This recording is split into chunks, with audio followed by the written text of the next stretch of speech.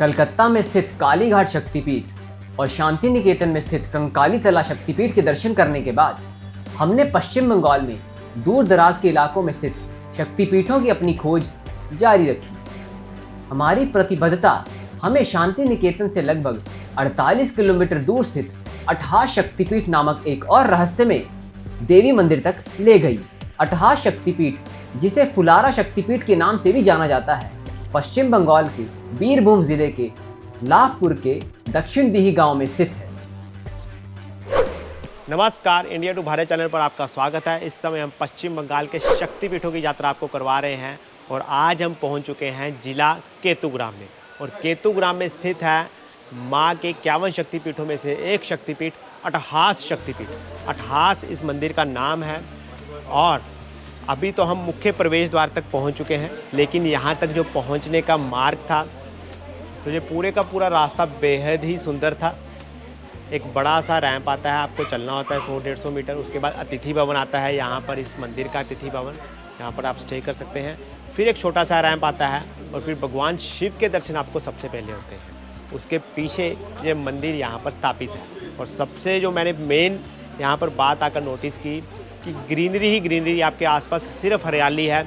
हमें यहाँ पर पक्षियों की आवाज़ बहुत आ रही है।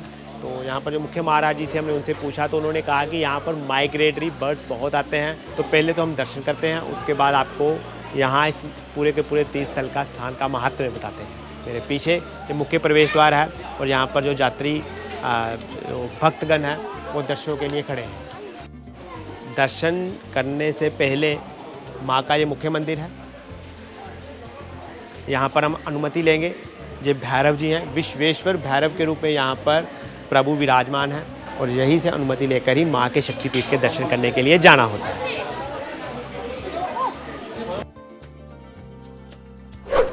हम अट्ठास मंदिर के मुख्य पुजारी से मिले, जिन्होंने हमें शक्तिपीठ का इतिहास बताया। जब राजा दक्ष ने भगवान शिव को यज्ञ में आमंत्रित ना करके उनका अपमान किया तो सती ने क्रोधित होकर हवन कुंड में आत्मदाह कर लिया। भगवान विष्णु जी ने सती के शरीर के 51 भागों में अंग काटे और जो शरीर का हिस्सा इस स्थान पर गिरा वह सती जी के होंठ थे। यहाँ पर देवी का ओंठ गिरा। स्थान का नाम है अट्ठास और भैरव का नाम है विशेष। तो अंदर माँ के दर्शन हमने कर लिए हैं। सर्वप्रथम जो माँ के 51 शक्तिपीठ में से ये एक शक्तिपीठ है और यहाँ पर माँ सती का जो अंग गिरा था वो था होंठ। अंदर जब आप दर्शन करेंगे ना तो आपको यहाँ पर बहुत वो बड़ी सी प्रतिमा होगी होंठ की, उसके भी दर्शन होते हैं।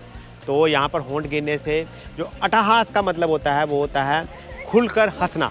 तो इसीलिए इस मंदिर का नाम है अट्ठास। होंठ की वजह से ही यहाँ पर इस मंदिर को, इस शक्तिपीठ को अट्ठास शक्तिपीठ कहा जाता है। तो जैसा कि पढ़ने में आता है कि माँ सती का जो आकार था वो बहुत बड़ा था। तो यहाँ पर जब होंठ भी गिरा था ना तो उसका आकार बताया जाता है कि 15 से 18 फुट का था वो होंठ। तो जब आप यहाँ पर दर्शन करेंगे ना तो वो शिला है ना जो, वो भी उसका आकार भी यहाँ पर बहुत ही बड़ा है। जिस जगह पर जे होंठ गिरा था उस जगह पर आज जो आपको दर्शन होते हैं माँ की शिला के दर्शन होते हैं। ऐसा माना जाता है कि माँ के होंठ ने तब एक शिला का रूप ले लिया था और उसी की ही यहाँ पर पूजा की जाती है। और इसी शिला के चारों ओर इस अट्ठास शक्तिपीठ मंदिर का निर्माण किया गया। तो मान्यता के अनुसार जो माँ का होंठ यहाँ पर गिरा ना अट्ठास शक्तिपीठ में, उसका निचला हिस्सा यानी कि लोअर लिप इस शक्तिपीठ में गिरा है। अट्ठास शक्तिपीठ के पास स्थित पवित्र तालाब के दर्शन करना ना भूलें, जो बहुत शुभ माना जाता है। कहा जाता है कि भगवान हनुमान ने इस तालाब से 108 नीले कमल एकत्रित किए थे जब भगवान राम को देवी दुर्गा की पूजा के लिए इनकी आवश्यकता थी। ये यहाँ पर माँ का कुंड है, यहाँ पर विशेष रूप से स्नान भी करते हैं भक्त। ईशान कोण के लिए वहाँ पर पंचमुंडी आसन है, डॉक्टर काली मंदिर है, देवी का कुंड तालाब यहाँ पर है। यहाँ पर मछली चढ़ने के लिए बिस्कुट को आदमी यदि बिस्कुट आने के लिए मछली का खाने के लिए आते हैं तो आना है यहाँ पर। अच्छा, अभी हम जो कुंड में आए हैं वहाँ के, तो यहाँ पर मछलियाँ बहुत हैं। तो बेसिकली आप देखिए, मैं यहाँ पर भी जा रहा हूँ ना, पूरे का पूरा ये मंदिर जंगल एरिया से घिरा हुआ और आपको मतलब दूर से तो दिखाई भी नहीं देता कि यहाँ पर मंदिर है। और आवाज़ लगातार पक्षी हमें यहाँ पर बहुत दिखाई दे रहे हैं। इसके अलावा यहाँ पर तितलियाँ बहुत दिखी हैं हमें। तो एक ना आपको बर्ड सेंचुरी की तरह दिखेगा ये मंदिर। तो एक तरह से आपको ऐसा लगेगा कि इस मंदिर के आसपास ना एक बर्ड सेंचुरी स्थापित है। हर समय ये आवाज़ आ रही है, जब हमें आधा घंटा हो गया लगातार।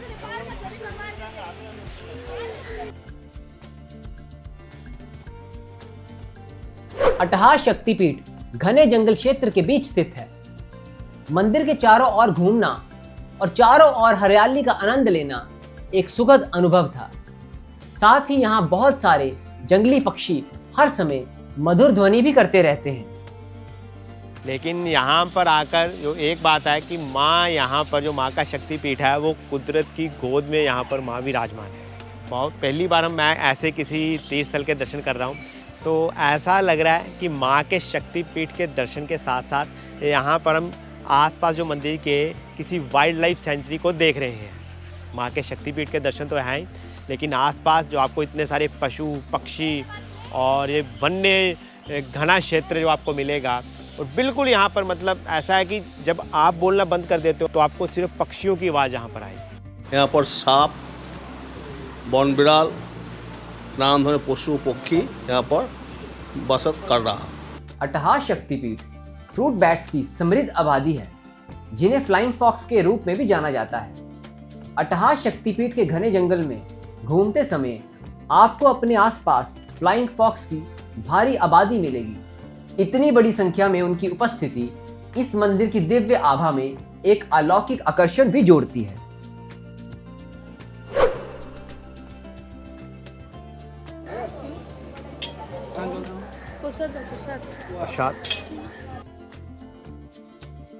यहाँ पर ना फ्रूट्स का प्रसाद मिलता है और काट के दिया जाता है। इसमें हमें संतरा दिख रहा है, मौसम्बी दिख रही है, ये देखिए खीरा दिख रहा है, पाइनएप्पल है। तो फ्रूट्स के प्रसाद हमें मिलते हैं वैसे, लेकिन काट के इस तरह से। ये देखिए अनार दिख रहा है, ये पहली बार खा रहे हैं। तो फ्रूट्स का प्रसाद हमें बहुत बार मिलता है, लेकिन पहली बार इतने सारे फ्रूट्स इकट्ठे काट के हम ग्रहण कर रहे हैं, वो फर्स्ट टाइम है। अट्टहास गांव में हर साल फुलौरा मेला बहुत धूमधाम से मनाया जाता है। हर जगह रंग बिरंगे रंग दिखाई देते हैं और मेले का आयोजन होता है, जहां गांव के बुजुर्ग मंदिर से जुड़े चमत्कारी कहानियां सुनाते हैं। मंदिर में कोई विशेष अनुष्ठान नहीं किया जाता, लेकिन सुबह और शाम रोजाना आरती करना अनिवार्य है।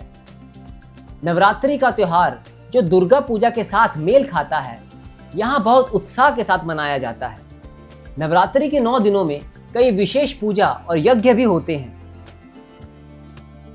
तो क्योंकि ये शक्तिपीठ यहाँ पर हमने जैसे देखा है वाइल्ड लाइफ सेंचुरी कह लीजिए या पूरे का पूरा घना जंगल कह लीजिए, उसके बीच में है। तो शाम के समय यहाँ पर भक्त बहुत कम आते हैं।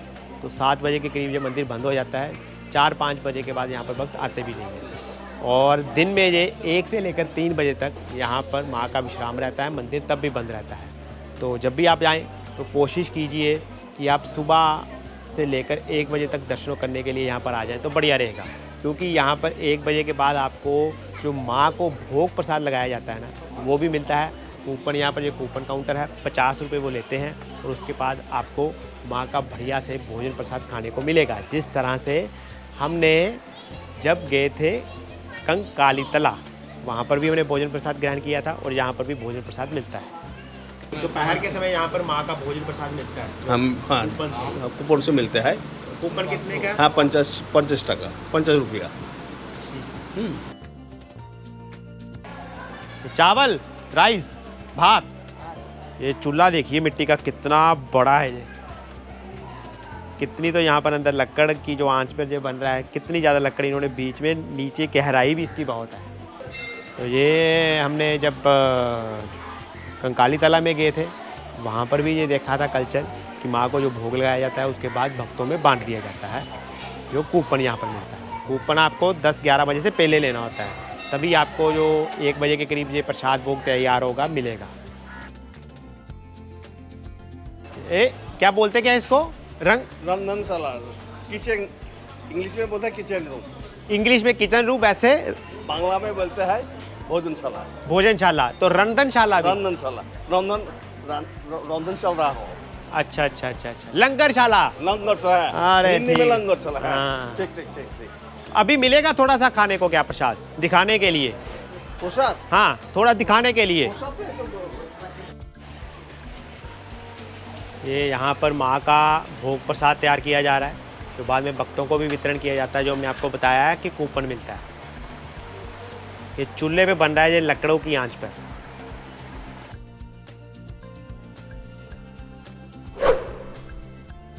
तो इस मंडप की जो खासियत है ना, तो जो माँ के 51 शक्तिपीठ की पूरी जो इतिहास है, पौराणिक इतिहास, वो यहाँ पर तस्वीरों के माध्यम से दिखाया गया है। कैसे माँ सती जी जब यज्ञ हो रहा था उनके पिता दक्ष द्वारा, वहाँ पर गए, वहाँ पर वो सती हुए, उसके बाद भगवान शिव उन्हें लेकर पूरे ब्रह्मांड में जो तांडव करते हैं। फिर भगवान विष्णु जी ने अपने सुदर्शन चक्कर से माँ सती के जो 51 अलग अलग भाग किए, और उसके बाद उन्हीं में से एक भाग को यहाँ पर होंठ के रूप में गिरा। ये पूरा इस मंडप में दर्शाया गया और ये बेहद ही सुंदर और बढ़िया लगता है। एक तरह से इन तस्वीरों के माध्यम से आपको इस शक्तिपीठ की और माँ के 51 शक्तिपीठों की ये संपूर्ण जानकारी मिल जाएगी। ये हमें बहुत बढ़िया लगा इस मंडप में यहाँ पर बैठकर। यहाँ पर रहने की सुविधा है अगर कोई यात्री आए? हाँ, यात्री के सुविधा के लिए यहाँ पर रूम है, हैं, और रूम के आइडेंटिटी कार्ड तो जरूर आना पड़ेगा। हाँ, रुकने के लिए यहाँ पर क्या चार्ज रहता है रूम का? रूम का चार्ज है 500। ठीक है। हाँ, और खाने के लिए रोटी यहाँ पर हुआ नहीं, यहाँ पर रात के भोजन के लिए सब्जी, दाल, भात। तो यहाँ पर अगर आप रहना चाहते हैं तो उसके लिए भी सुविधा है। ये पीछे ही अतिथि भवन बना हुआ है, यहाँ पर 500 रुपये में यहाँ पर आपको कमरा मिल जाता है। नीचे पुलिस कैंप है यहाँ पर, तो ये सुविधा भी है अगर आप स्टेइंग ऑप्शंस यहाँ पर केतुग्राम में इस शक्तिपीठ में देखना चाहते हैं। अगर हम 18 शक्तिपीठ तक पहुंचने के तरीके के बारे में बात करें, तो अगर आप हवाई मार्ग से आते हैं तो बर्धमान हवाई अड्डा और नेताजी सुभाष चंद्र बोस हवाई अड्डा कलकत्ता निकटतम हवाई अड्डे हैं। ट्रेन से निकटतम रेलवे स्टेशन लाभपुर और कटवा रेलवे जंक्शन है। और अगर आप सड़क मार्ग से आते हैं तो 18 शक्तिपीठ पश्चिम बंगाल के सभी प्रमुख शहरों से सड़क मार्ग से अच्छी तरह से जुड़ा हुआ है। मंदिर निरोल बस स्टैंड से लगभग 5 किलोमीटर दूर है, जहां से बस में उतरकर आपको आसानी से ऑटो मंदिर के लिए मिल जाते हैं। तो यहाँ पर निरोल करके जगह 2 किलोमीटर की दूरी है मंदिर से, निरोल जगह की, तो वहाँ से आपको ऑटो वगैरह मिल जाते हैं।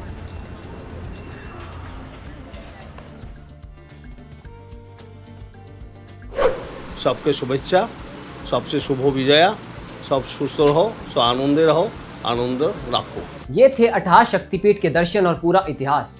अगर आपके पास कोई सवाल है तो हमें कमेंट बॉक्स में ज़रूर लिखें। हमारी पश्चिम बंगाल शक्तिपीठ यात्रा इसी तरह से जारी रहेगी। जय माता दी।